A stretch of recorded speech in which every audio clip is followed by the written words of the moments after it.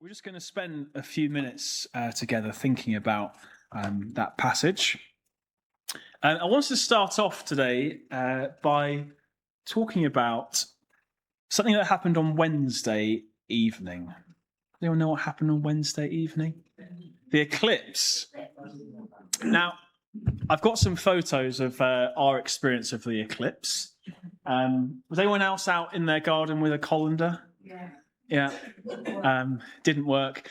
If I'm honest, the eclipse was a little bit underwhelming. I don't know if you found that.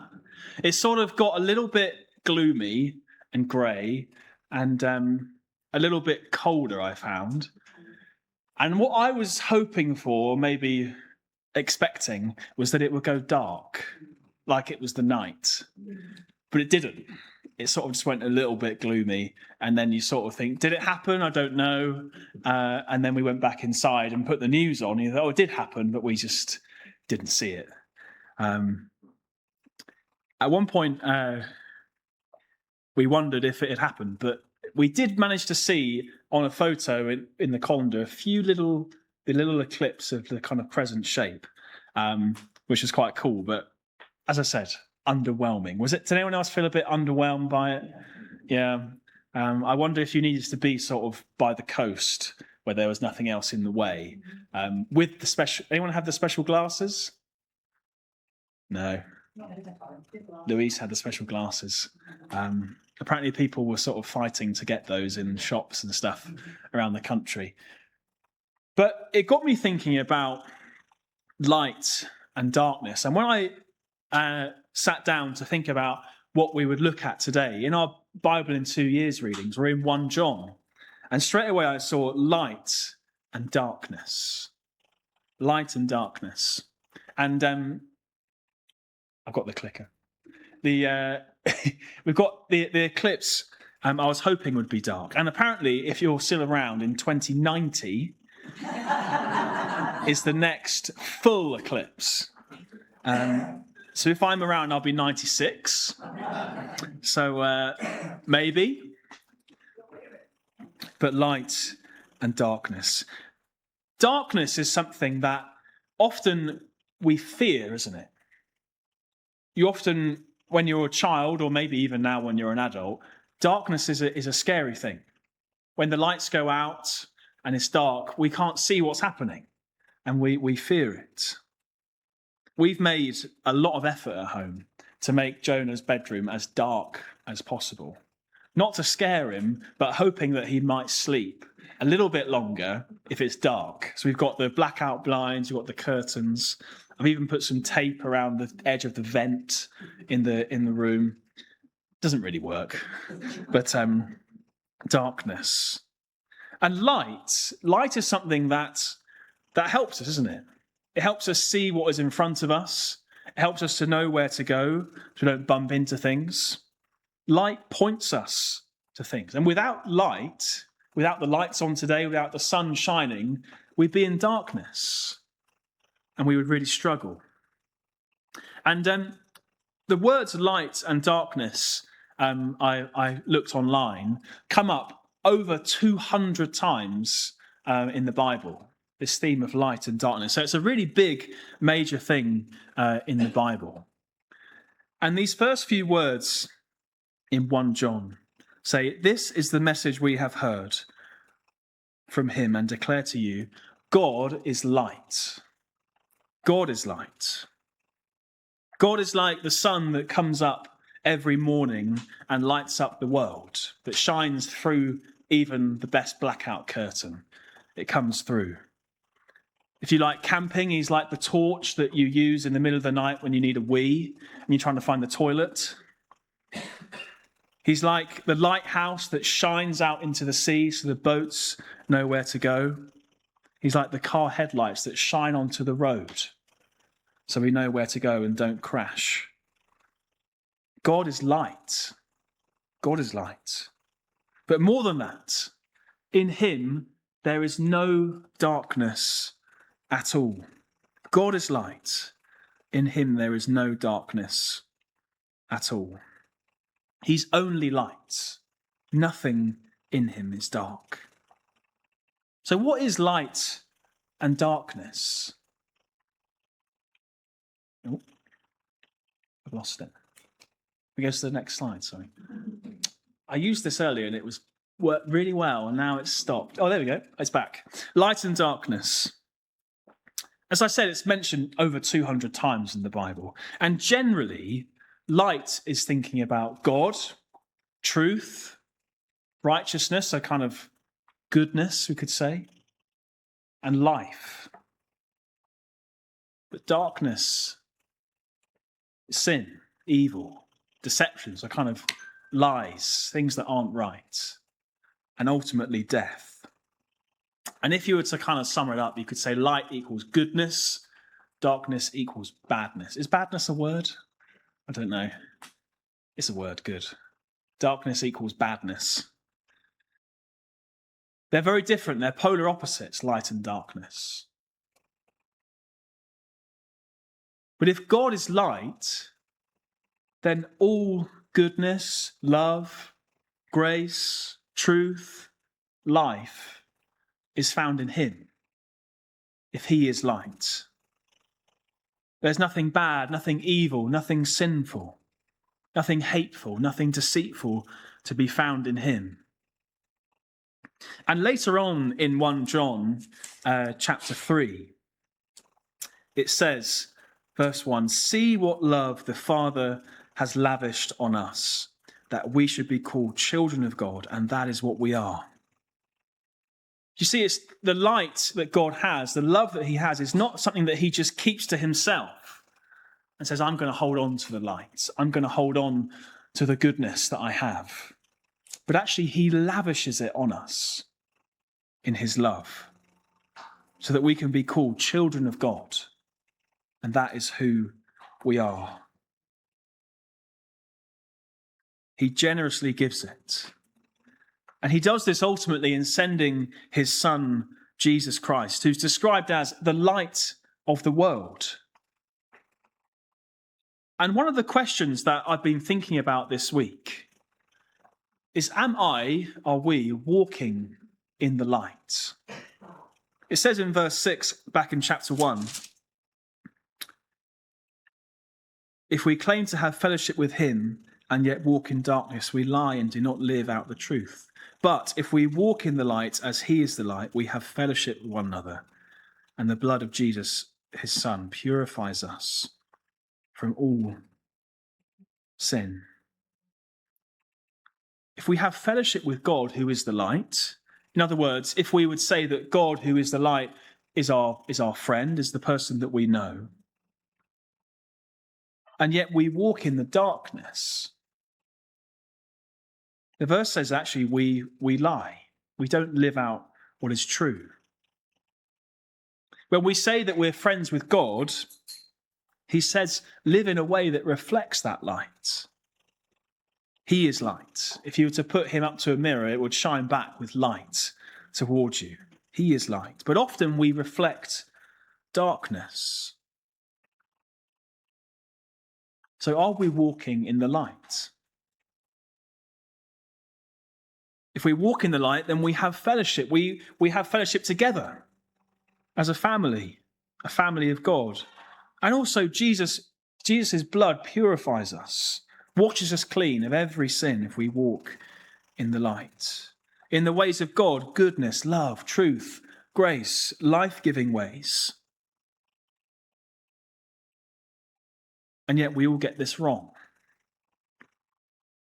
We all lie, we all think, say, do things that are not right. We hurt one another, and we hurt God. We all walk in darkness. Sometimes, if you're like me, I say I am a friend of God, I know God, and then I go out and I live in a way that does not reflect that. In a way that doesn't show that what I've said is true of what's in my heart. And that's sad, but it's true. In verse 8 it says, "If we claim to be without sin, we deceive ourselves, and the truth is not in us." We all get things wrong.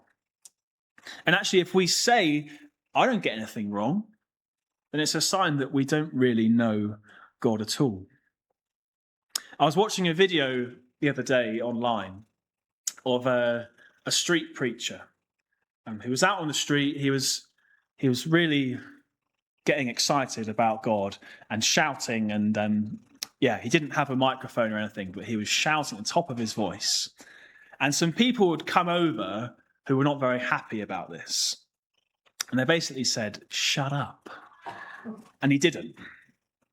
They said, "You're annoying everyone. You're getting in the way of everyone." And rather than shutting up, he chose to say to this guy, "You need Jesus. You need to be saved from your sin." And his response, "No thanks, I'm all right." Go, almost as if he was saying, go somewhere else where there's people who really need this, because no thanks, I'm all right. Maybe sometimes we're like this. We hear about God's love. We hear about what God has to offer us, and we just kind of say, "No thanks, God, I'm actually okay. I don't think I'm a particularly bad person. And actually, in some ways, I probably do quite a lot of good. I've not stolen anything recently. I'm sure I did when I was younger. I've not killed anyone. That one is actually true. I paid my taxes. I say please and thank you. When I was younger, I sometimes did my homework on time. Don't answer back to my parents much. God says, I love you, James, and I forgive you for your sin. I gave my son for you. No thanks, I'm all right. Go and forgive people who've really done wrong. It's not for me. Go into the prisons where there's people who've done so much wrong. They need forgiveness. I'm all right. And what happens when we say that, when we live like that, when we think like that, is actually we are believing a lie. Because the truth is, none of us are actually all right. We all have walked in darkness. So we all need to receive from the one who is light. And this is the amazing bit that we're getting to. In verse 9, if we confess our sins, he is faithful and just and will forgive us. If we confess our sins, he is faithful and just and will forgive us. If we come to him and say, actually, Jesus, I do need you. I'm not all right. I've done wrong. Please forgive me. He is faithful and just. And what that means is he will do it. He will always do it because of who he is. He's promised to forgive, and he won't give up on that promise. He is just. He's totally fair. He's totally trustworthy, making us clean from all the darkness, giving us his light. He's such an amazing God who would do this for us.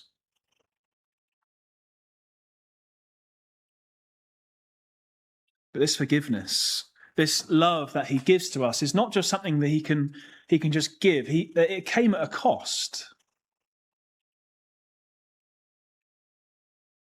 Jesus, the light, who came into the darkness. Jesus, who came to die on a cross. God is just. He can't leave sin undealt with. But because of his deep love for us, he didn't want us to suffer. So he sent his one and only Son to the world, the light of the world. He went to a cross, was punished for sin he had not done. And when Jesus died, does anyone know what happened straight away when he died? It went dark. It went dark for 3 hours. This light of the world, if you like, was put out, and it went dark when he died, dying in our place. Not like the eclipse on Wednesday where it went a bit gloomy, but actually total darkness because the light of the world had been put out. Life without Jesus is darkness, but with him is light. Because the darkness didn't win. Jesus rose again. And what that did was it means that darkness comes to light, sorrow comes to joy, death to life, and sin to forgiveness. When Jesus died, his disciples all ran away because they were terrified of what would happen. They left. They were confused. They were mourning their friend Jesus who died. But when he came back to life, this darkness they were experiencing became light. Their sadness, their tears turned to joy.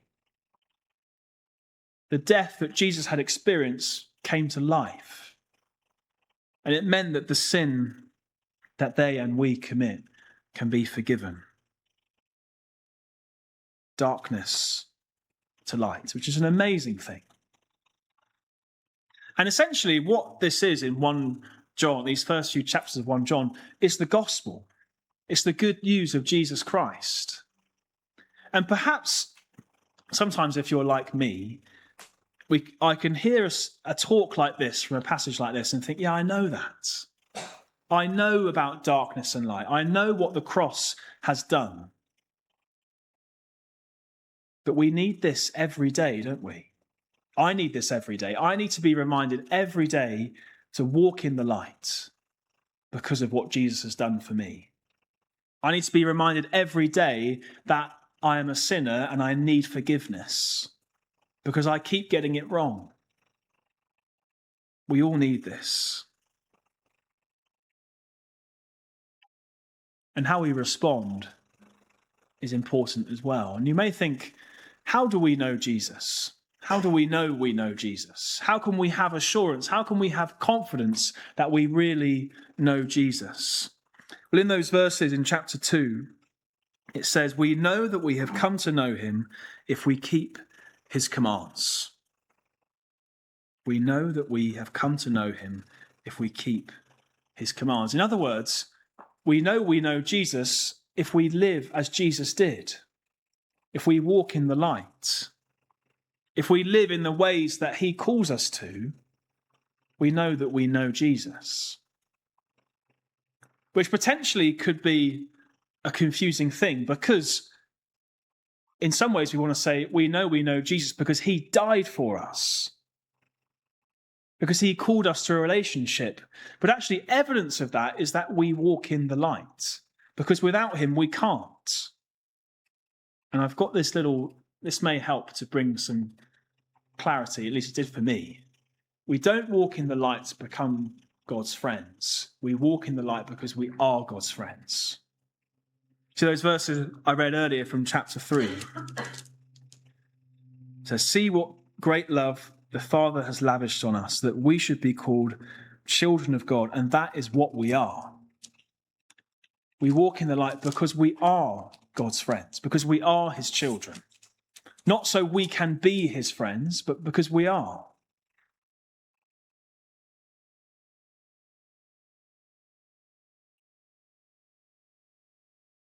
That's what he calls us to. So I guess the thing I'm saying this morning is walk in the light. Not because that makes us God's friends, but because we are. And if you would say this morning that you're not God's friend, or you don't follow Jesus, or you don't know him, there's an opportunity today to receive, to come to him, to receive forgiveness. And today is a wonderful day to do that, because we're going to share in communion in a moment where we see what that love, what happened on that cross in the bread and the wine. Jesus' body broken, his blood spilled for us. And we can all come to him and say, God, I've done things wrong. Please forgive me. Please help me. And he will give us light, life, his love. He will turn sorrow to joy. So walk in the light. And actually in that verse, the video we watched at the beginning, there was a verse in there where Jesus talks about not when you have a lamp, you don't put a basket over it. Because if you do that, what's the point of having a lamp? It doesn't help anyone. When you have a lamp, you put it on a stand. So it brings light, so it gives light to people. In this building here, we have the lights up the top and around the room. We haven't got them on the floor under a mat because they wouldn't do anything then. We need them up there so we can see. This light that Jesus has given us, that he calls us to walk in, don't do it just when you're on your own. Don't do it and hope no one else sees. Do it in a way that shows other people the light. Let it shine for others so that more and more people can see that light. Because we live in a world that is gloomy and is dark. The other week there was a fire down in Dunwich. You may have seen it on the news, which is where we've been before on a holiday down there. And I remember going for a run on the heath, and it was beautiful. I remember it being really purple and lots of flowers and green and everything. And if you look up the photos before and after the fire, it's now just totally bare, totally black. There's no life there. And perhaps sometimes our world can be a bit like that. It just looks dark. No life, nothing left. No goodness. And part of what Jesus calls us to is to shine light into the darkness. And we might think, well, I need to get onto the stand and be up there so people can see how good I am at walking in the light. I'm not sure that's right. I think what we need to do is put Jesus up on that lampstand, up on the stand so everyone can see him. That our lives don't say, look at how good I am and how bad you are. But actually look at what Jesus has done for me and what he can do for you. That's the gospel.